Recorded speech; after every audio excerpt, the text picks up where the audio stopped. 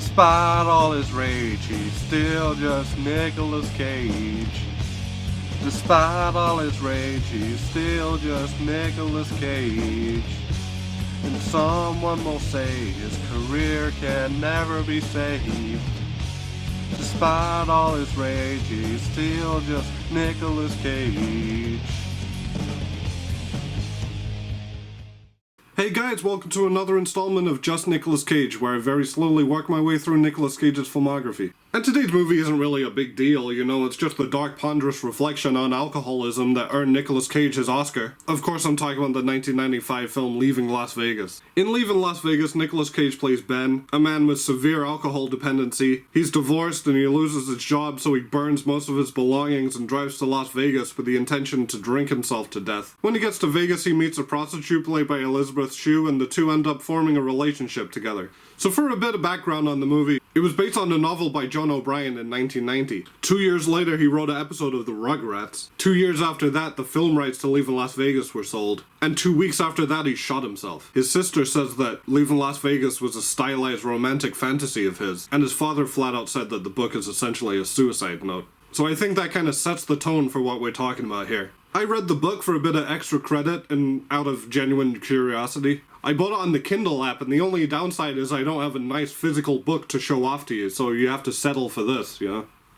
So for the most part, the movie is very faithful to the book. I even spotted a green pepper in Ben's fridge, which is described in the novel. That is a nice touch. But there is one major difference between the book and the movie, and that's the structure. In the book, there's kind of 4 chapters. The first one is Sarah's point of view, then the second one is Ben, and you get to meet him. Then the third section is back to Sarah again. And then finally the fourth part is the two of them interacting. Ben doesn't show up till page 54. And he doesn't meet Sarah until page 124 out of 190. In the movie, Ben and Sarah both show up straight away, and they're interacting with each other like 25 minutes in. Personally, I think it was a good call changing around the structure like that for the movie. Partly because the scenes of them together are the best parts of the story. But also, I found the first chapter of this book to be a bit of a slog. And it's not that I don't like the character of Sarah, she's very interesting. But in that first section, there are parts that drag. Like, look at this elaborate description of a goddamn roulette wheel. And John O'Brien also does this weird thing where he constantly includes these, like, jarring, interrupting flashbacks in the middle of, like, a sequence. And they're written in brackets to let you know that it's a memory. Like, for example, there's a part she sets out and she's, like, walking past the bus stop. And then it's like, as she was on the school bus, she looked around at all the other school kids. And you go, what the hell? Why is a prostitute on the school bus? But you're meant to look at the brackets and go, oh, okay, it's a little flashback. I guess it's trying to replicate how the brain can sometimes, like, drift away into memory at random. And in fairness, it's mainly only this first chapter where he does that.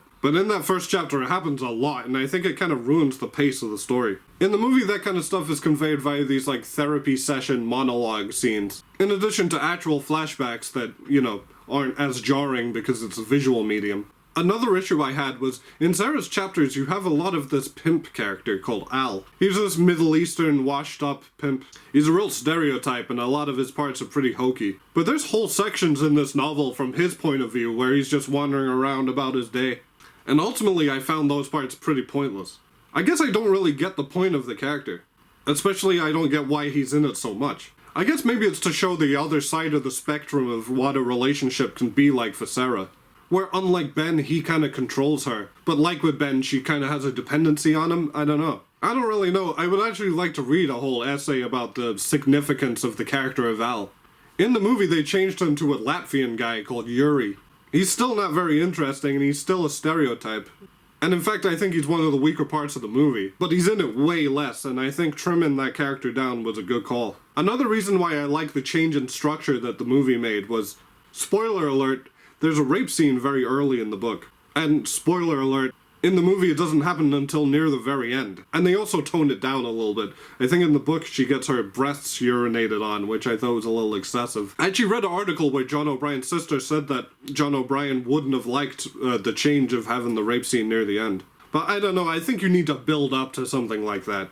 Also, just another criticism I had on the book as a whole is, it's really overwritten at times. She hasn't felt inclined towards apprehension lately, she has quickly faded into observational fatalism, or is it blind apathy? I just found it a little bit too poetic and flowery for what it needed to be at times. I've been bashing this book a lot, but all complaints aside, it is a good book. John O'Brien does paint a good picture. I think a lot of the parts, especially with Ben, and also when Ben and Sarah are interacting with each other, are fascinating. And there are a lot of little touches about Ben's alcoholism I thought were really done well too. There's a part in the book that wasn't in the movie where Ben is laying out, like, in LA, bars close at 1:45, and shops that sell alcohol aren't open until 6 a.m., and then there'll be a couple of bars that open at like 9. So he has a few vodka cranberries there, and then he only knows what time it is because of the game shows that are on. Then at 11:30, the proper bars open, and then his stomach is ready for bourbon and beers. I like the way he methodically lays out his whole day of drinking and his schedule. It really helps to understand his dependency. There's even a part in the book where he, like, falls and passes out on a bunch of glass, and when he wakes up, his first concern is, shit, what time is it? Because he's worried that the bars and the shops might be closed. That kind of stuff I thought was really interesting. I think it only could have really been written by an alcoholic. But anyway, let's stop talking about the page and start talking about the cage. You see, that transition would have been better if I was holding a physical book with pages, but you know what I mean. Given the upsetting subject matter, Nicolas Cage's performance in Leaving Las Vegas isn't quite as somber and serious as you'd probably think it would be. There are a lot of funny Nicolas Cage moments that you would expect in a typical Nicolas Cage performance. You've got him singing. You turn me on, brump. You're not too tall, you're not too short, you're not too round, brump. You've got funny deliveries. Maybe I shouldn't breathe so much, Terry. Ha ha! And there's even the patented Nicolas Cage freakout.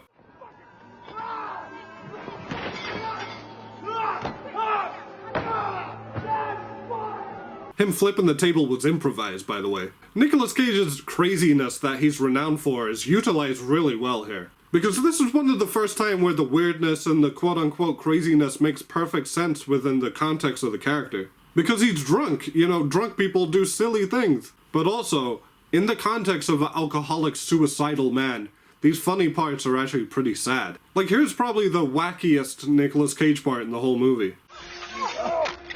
Whoops! Oh my God. Oh, whoops! Okay. Oh, you're bleeding. Wait, hold it. There's glass in here. I'm like a prickly pear. I'm a prickly pear. That's pretty funny, right? Nicolas Cage going, I'm a prickly pear, you know. It's kind of something you would see in a funny Nicolas Cage moment compilation. But it's less funny when you take into consideration that he just ruined this romantic moment with Elizabeth Shue with his drunken sloppiness, and he's got shards of glass sticking out his back. But he's just too far gone to have any self-awareness of it. Even the parts like Nicolas Cage doing his fun little dance as he's buying drinks is dampened when you realize he's spinning away from the water, demonstrating that he's rejecting anything that isn't alcohol. But that's not to say that it's a completely typical Nicolas Cage performance. There are nuances to it. He nails the mannerisms of a drunk, you know, the twitches and the shakes. And he also really nails the dramatic parts, like look at the part where he gets fired. Oh, Ben, we really liked having you around. But you know how it is. I'm sorry. That's goddamn heartbreaking. There are parts where you really sympathize for him. Which is hard because he's just a guy stumbling around and ruining his own life. But with Cage's charm and John O'Brien's writing, he really is humanized and you do feel sorry for him. I looked into Nicolas Cage's acting process for the movie. I found an interview where he talked about how his acting coach was this poet guy who was a self-confessed alcoholic. Cousin, Roman Coppola, he said you should go hire Tony Dingman, who was at that time, very drunk, also a poet. Hire him and just watch him and have him be your drinking coach. And so I had Tony on the set with me all the time. The poor guy, he'd be curled up in a fetal position in my trailer as I'm playing bongos, because I was trying to play bongos to get some kind of syncopated rhythm, some sort of music for the character. But I would watch him. He would say the most poetic, drunken things. Like, you do not kick the bar. You lean into the bar, because it's not vino veritas, it's en vino veritas. He would just spout these things out, and of course I put them all in the movie. By the way, I like how the most normal part of that story was that Nicolas Cage was playing the bongos to find the rhythm of his character. Cage apparently wanted to do the whole movie while actually drunk, but instead he filmed himself drunk, and then watched it back to study the speech patterns. But he also said that in the casino scene he actually was drunk. When I was watching this movie, I was thinking, I really like how Nicolas Cage isn't playing the part like he's trying to win an Oscar. Because I think some people, with the subject matter might have really tried to milk some of the dramatic stuff. But with Cage's performance, it doesn't feel like that. There's a rawness that Nicolas Cage is the king of. But then later I found an interview where he said that he specifically made the movie with the thought in mind that he's not going to win an Oscar for it, which gave him the freedom to, let loose a bit. So it's pretty cool that he did win the Oscar for it. By the way, I watched his Oscar speech and it's disappointingly normal. It's a short and sweet, nice little acceptance speech, but I couldn't help but wish he did something crazy up on stage. Also, as a side note, there's an article going around recently that Nicolas Cage was never paid for this performance, which is crazy if that's true.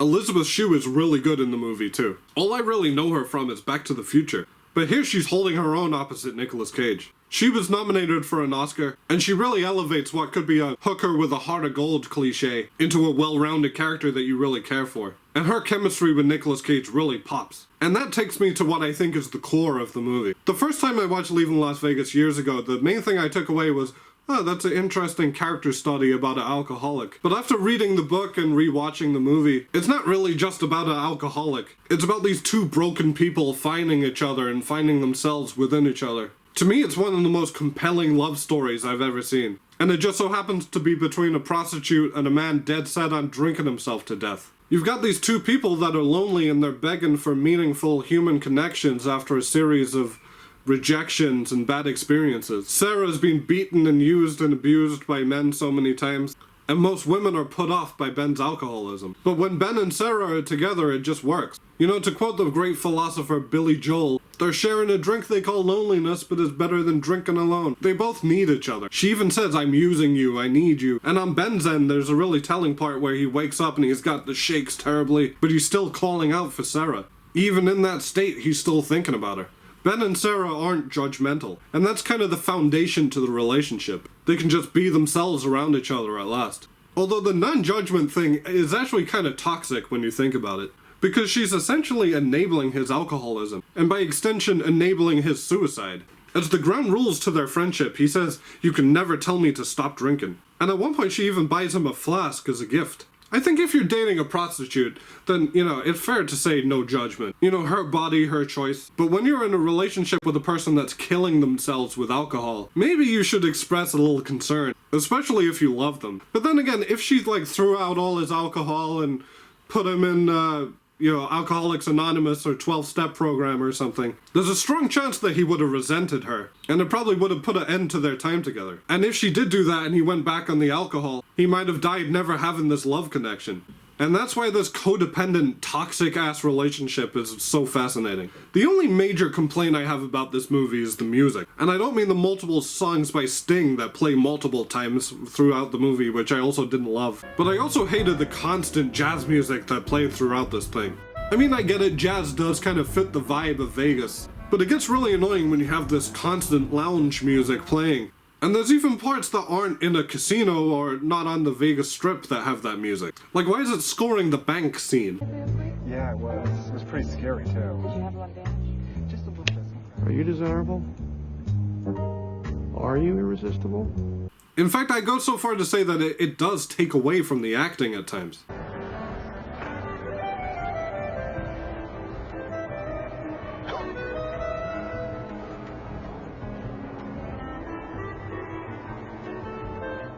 Sometimes you need to let the acting and the emotion breathe a little bit. I think only Twin Peaks can get away with that kind of shit. So overall, this movie is really good. You've got outstanding acting and dynamic characters. The depiction of alcoholism is handled really well, and that whole romance aspect ended up consuming my mind with how gripping it is. But man oh man is this movie depressing. The last 20 minutes or so are so emotionally devastating that it left a bad taste with me both times I've watched this movie. I mean, it was really only gonna end like that. If it pulled any punches, it'd be disappointing. But I'm just saying, if you watch this movie, it's probably gonna ruin the rest of your day. It's one of those movies where you go, it's good, but I never want to watch it again. But because of this YouTube series, I've now seen this movie twice and I've read the 190-page novel. I feel like Chandler in that one episode. Why have I seen this thing 3 times? I think it's one of Nicolas Cage's best movies. I could just never call it a personal favorite. So after winning the Oscar, Nicolas Cage embarked on what I've heard referred to as the holy trinity of 90s action movies. The first of which being Michael Bay's The Rock. So until next time guys, thanks for watching.